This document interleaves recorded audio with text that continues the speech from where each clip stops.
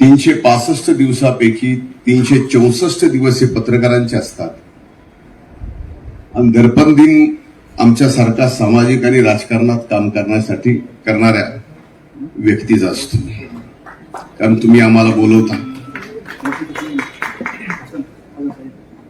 364 दिवस तुम्ही आम्हाला बोलवत नाहीत, पण जे काय ठोकायचंय ते ठोकून काढता. एक दिवस आम्हाला बोलता येतो आणि तो आहे दर्पण दिन. आम्ही काही पत्रकारांच्या समोर किंवा पत्रकारांपेक्षा हुशार आहोत असं नाही.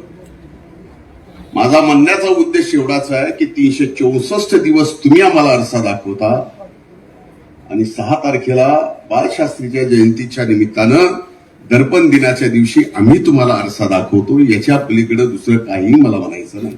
आम्ही 364 दिवस चुकलो, तुम्ही 364 दिवस लिहून आम्हाला शिक्षा द्या, मान्य आहे.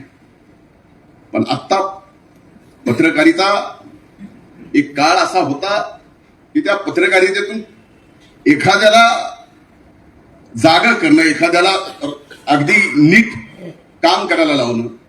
पण आता फक्त पत्रकारिता एखादा विषय सापडला, त्या विषयात तसं पाहिलं तर काहीच नसतं.